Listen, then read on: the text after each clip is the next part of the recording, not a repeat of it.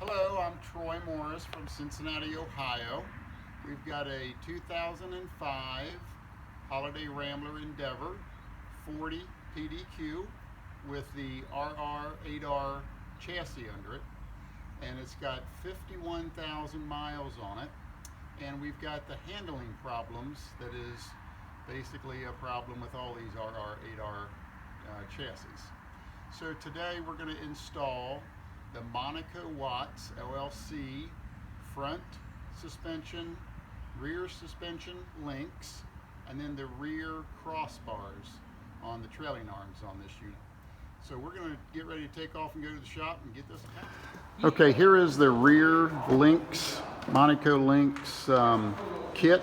You see the brackets, the U-bolts, castle nuts, and then I've got the 50-inch tie rod ends that will be mounting under the coach today.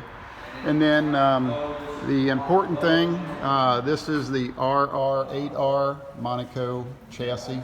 And then the tools that we're going to need. The instructions tell you everything you need to do, but obviously the tools that we need: a 15/16 wrench, the adjustable wrench, the important torque wrench, and then the 3/4 or 19-inch deep well socket is what we will be using today on this. On the rear of this RR8R chassis, we've mounted the 4 different brackets for the crossbars to go on here, and we'll give you a little closer up video of that here in a second. But basically the way that the brackets go on the passenger side rear, this is the rear of the unit, so the passenger side rear has the boss end welded down. So then the front will have the same boss end down, but the bracket's mounted on the top of the trailing arm. So this is the trailing arm. Bracket goes on the bottom in the back, top on the passenger side. And then over here on the driver's side, we have the bracket will be then opposite of the passenger side. So the bracket's on the top part of the trailing arm. Again, this is the bottom and this is the back portion of the trailing arm. The jacks are on the far end of the coach.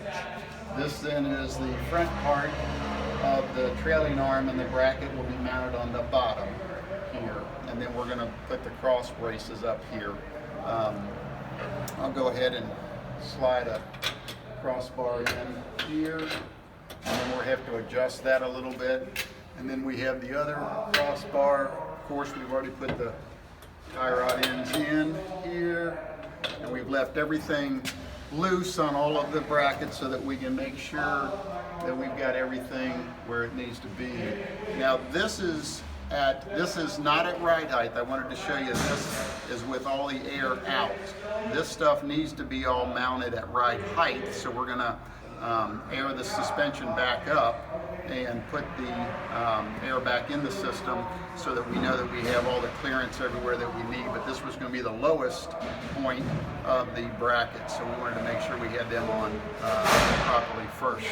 So let me show you the brackets and where they're mounted on the trailing arm, and you can see from the welded bracket we need some clearance here between the new bracket and what's welded onto the trailing arm. This is the rear of the passenger side. As we come up the trailing arm towards the front of the coach, here is the other bracket, and this has got some clearance between the bracket that's coming off of the axle and the bracket here for the trailing arm. And then as we come over to the driver's side now, again, this is the front. We have the clearance here. And again, the way that the bracket is mounted is on the bottom of the trailing arm there.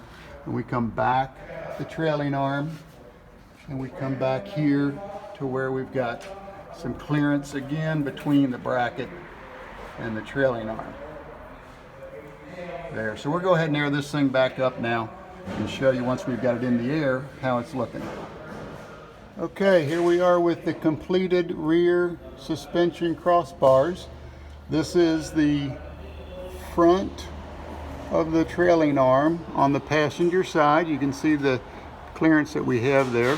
And of course we've torqued the castle nuts down to the specs on the instructions, and as well as all of the U-bolts have been torqued down now. And then as you go back towards the rear, same thing. We've got castle nuts that are torqued, as well as the U-bolts torqued. And you can see the clearance that we have there between that bracket, hopefully. And then I think that might be a little bit dark, but you can see that that's the rear of the passenger side. And then as we again would come up to the front of the passenger side, we have the nuts that are here on the trailing arms that are also tight against the trailing arm. So then we come over to the passenger side, or I'm sorry, the driver's side as well. You can see the clearance we have between the U-bolts and the suspension that is welded on. Everything has been torqued, and the cotter pins are up in the castle nuts. You always want to, the castle nuts are torqued at 35 foot-pounds, and if the holes don't line up, you want to go ahead and continue to torque them. You don't want to loosen the castle nuts to make the pins line up. And then as we come back the trailing arm, this is the back side on the driver's side. Again, you can see the clearance that is here between the brackets. And this is now fully aired up at ride height. So we have some room between the brackets, so I think we'll be fine there. Now, the castle nuts, I think I mentioned the castle nuts was at 35 foot-pounds. I think they're only 30. Follow the instructions as always. Okay, here are the pieces for the rear Monaco Watts links.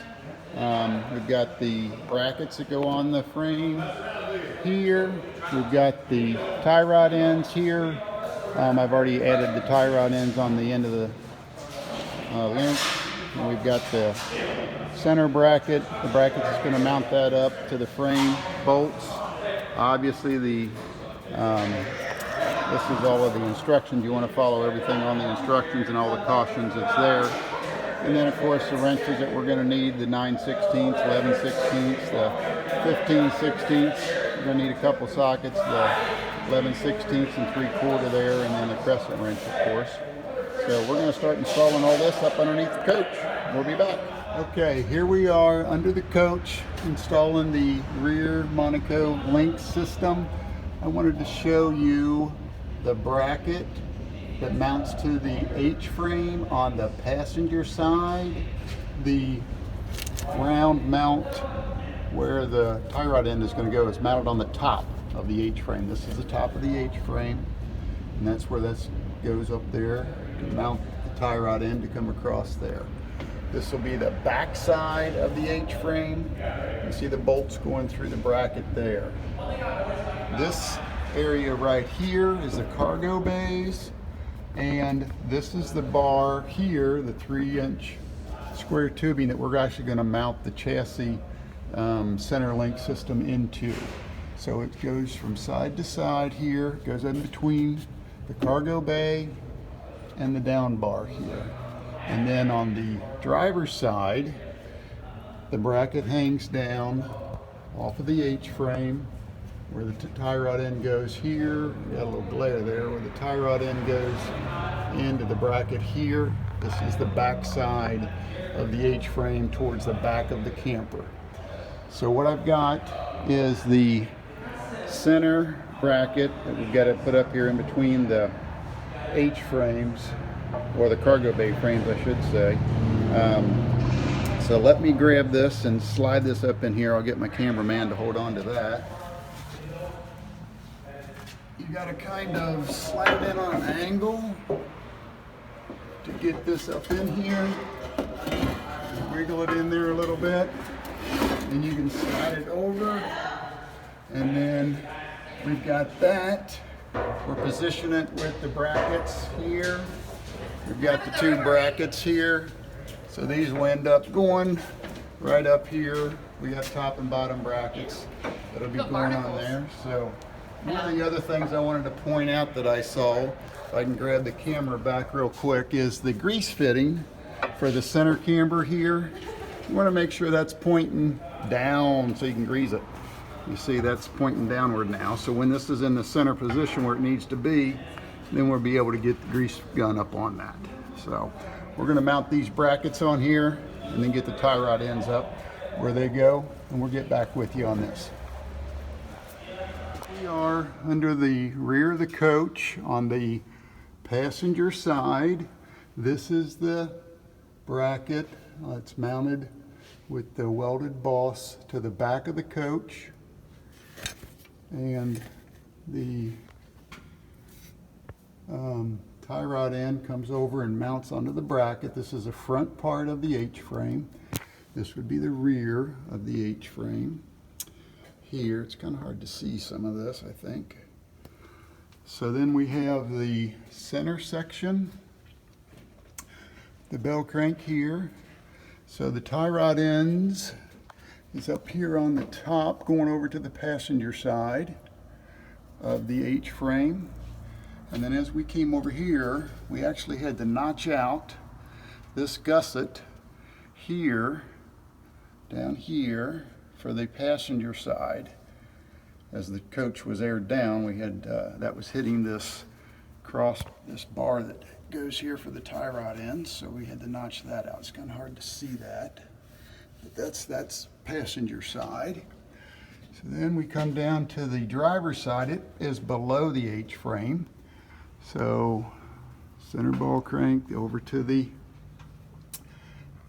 driver's side of the coach. Again, welded boss to the back side, bracket mounted up to the H-frame there. So again, this is all now torqued, greased.